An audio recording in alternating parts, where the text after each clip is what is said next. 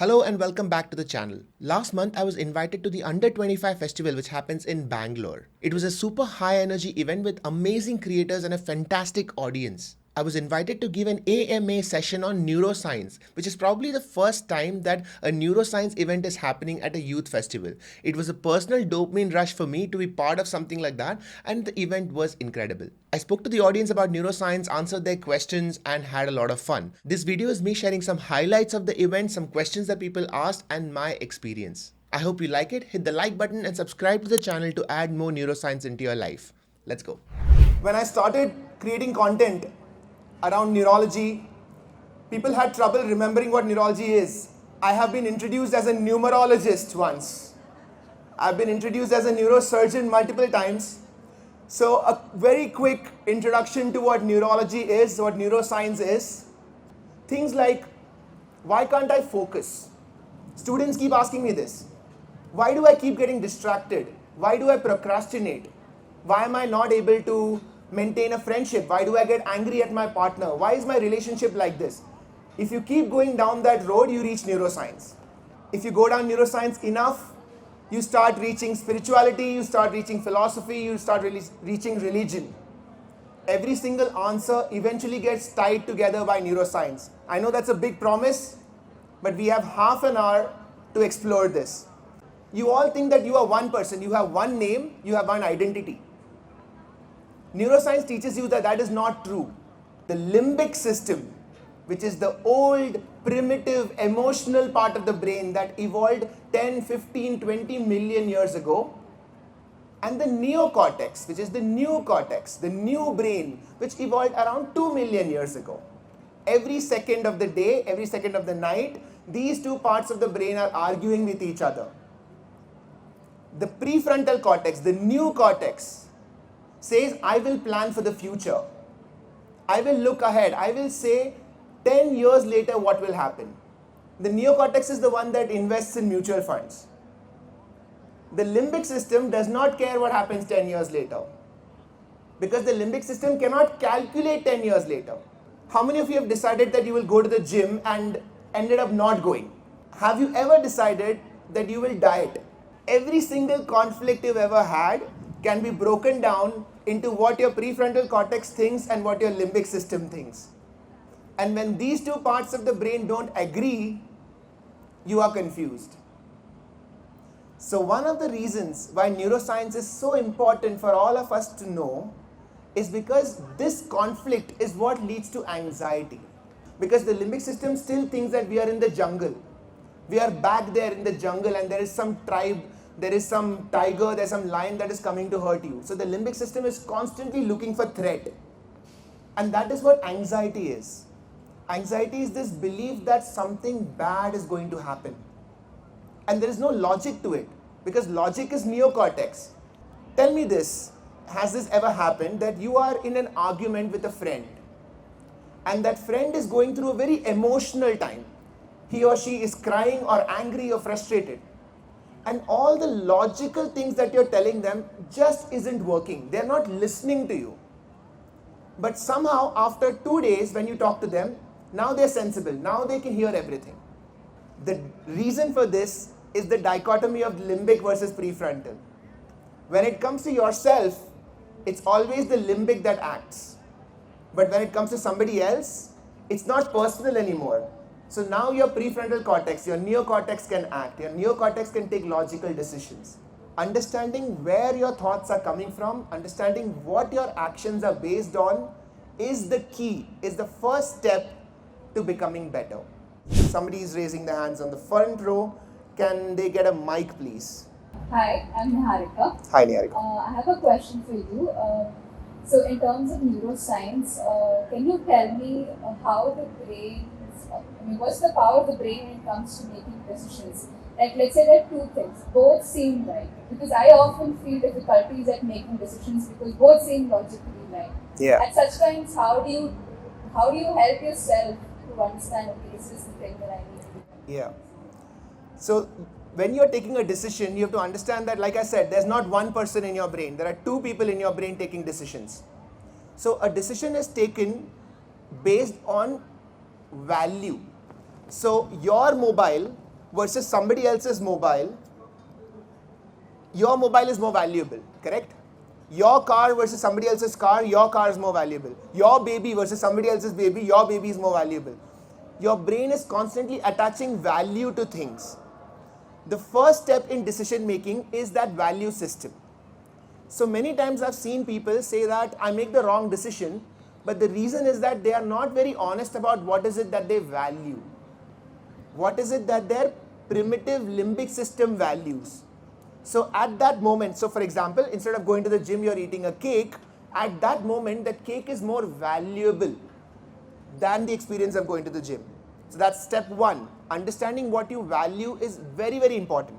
This also ties up with gratitude, because what gratitude journaling does is it allows you to consciously value things. Sometimes we forget or we take things for granted. But if you consciously value things, your brain finds it easier to make decisions in that favor. So thank God that I have my parents. Thank God that I have my friends. Thank God that I can go to the gym every day. All these statements increases the value of certain things, and so you end up making decisions in that favor. So that's one hack. As a student, for example, if you are reading a textbook and there's an Instagram notification, in the long term, of course, the textbook and the career is more important. But in that moment, your brain takes a judgment call that reading that Instagram notification is more important for me. So this dichotomy has to be understood. So whenever you're making any decision, the first step is value. What is it that you truly value? And second thing is the here and now of the limbic system. Anything that is immediately rewarding, there is a natural tendency for us to go for that. Hi sir. Yeah, hi. Arnav here. Hi, Arnav. Firstly, thank you so much for making knowledge so accessible. You're like a friend / professor at home. So thank you for that. Cheers. My question was about stage fear. Yeah. Like you just mentioned flight or fight response. I think it's an extension of that, but is there any hack that we can do? So stage fear, as you said, it is an extension of fight and flight. When you are in front of a lot of people, your brain goes into overdrive because it is not able to calculate all the variables. If you are talking to one person, what all things is your brain calculating? Your brain is calculating what that person's facial expressions are, what their words are, what their body language is, and basically it's trying to calculate, is this person a friend or an enemy?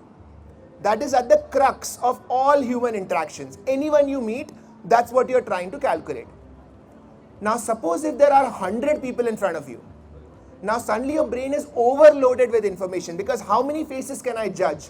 How many people's body language can I see? And so there is a sense of threat. If they all attack me together, like if all of you suddenly decide to attack me together, I'm done for. Second threat, what if you are all part of my tribe and I disappoint you? What if something I say hurts you and you kick me out of the tribe? Now I can't survive anymore in the jungle. The brain is stupid like that. It still thinks it's in the jungle. It doesn't live in a flat in Bangalore. It's still living in the jungle. And if you all throw me out, I will die. The way out of this, and this is a very interesting hack, is going through the same or similar conflicts as I am going through. Each and every one of you is struggling in the same way that I am. And so, it's never about me versus you. I'm not here to prove my superiority. And you are asking me some things in the hope that you and I can have a conversation. And suddenly, if you start seeing a crowd as individuals just like yourself, you develop a bond. And slowly what happens, and this takes a little bit of time, but slowly what happens is that the crowd starts having its own personality. Gradually, you start seeing the whole crowd as one person. And suddenly you are back to one-on-one conversation. So the crowd develops its own vibe. But for this act or for this art, you need to go on stage a few times. Because your limbic system has to calm down. If I am sympathetically active right now, everything you say would be a threat to me. So do this a couple of times, build empathy, and suddenly you will love the audience, and the audience will start liking you more and more. If your brain is a computer, your self-talk is a programming language. Whatever you say to your brain, your body reacts like that and you take actions like that. Yes. Let's take an example. अगर मैं confident feel नहीं कर रहा, but people say कि you have to do affirmations. I am confident, I am this, I am that. Does it work? I have this doubt. Yeah. So there's a right way and a wrong way to approach this. There is a branch of therapy. It's a part of cognitive behavioral therapy called as narrative therapy. What narrative therapy says is that we all have created a story about ourselves. That whatever is your name, I am that name, I am this kind of person, these are the things that I can do, these are the things that I cannot do. Forget about genetics, forget about natural talent, forget about God-given gifts. Every single person in this room, in this ground, their brain is the same. They have something called neuroplasticity, which is the ability to change. Your brain is capable of incredible change. The best example that I have of this was, I had a patient, 30-year-old lady. She comes to me with some tingling on her hands. That's it. Just thoda sa tingling ho raha hai. I do a scan and half of her brain is missing. She only had half a brain. And it turns out that when she was a kid, when she was 1 month old, she suffered a brain stroke. A massive brain stroke which destroyed half of her brain. And since then, because she's had 20-30 years of exercise and physiotherapy, she's able to lead a functioning life. She's married, she has children, she's talking, she cooks, she manages the house with half a brain. Imagine if somebody can do that with half a brain, you with a full brain, what are you not capable of? So absolutely narrative therapy is useful. The downside of that is that people feel that that is the end of the story. Just say that I will be successful and that's it. Unfortunately, that's not the case. There is a very famous book called The Secret, and it talks about this. So earlier I used to think that it was an absolute scam. Now I only feel like it is 50% a scam. Because the first part of it is correct. Affirmation does help you think in a certain way.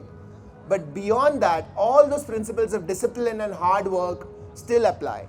You still have to hustle, you still have to work hard, you still have to get disciplined. You all know about 5 senses. The things that you see, things that you hear, touch, taste, smell. There's a 6th sense called chronoperception, which is sensation of time. Time is not the same for all of us. Time is different for all of us. And even in our own lives, different time spans are different depending on our mood and depending on our attention. Now this is a much more complicated topic, but just trust me on this, because this ties up with physics and Einstein's theory of relativity and all of that.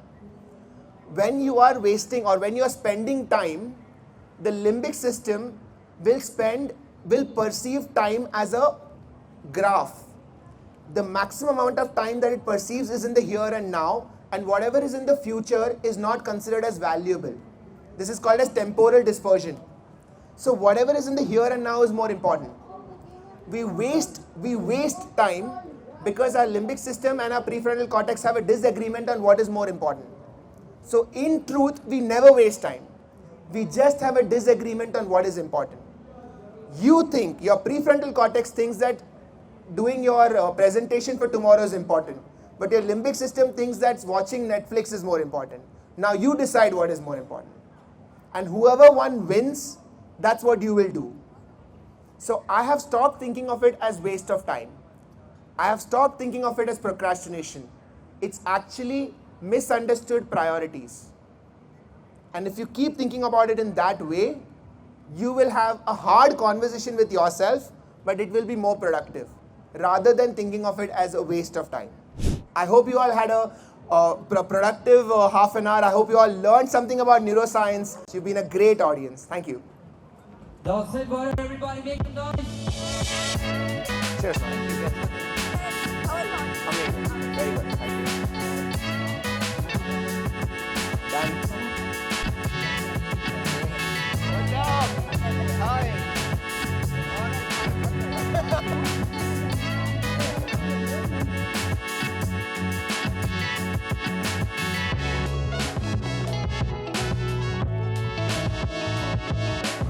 you.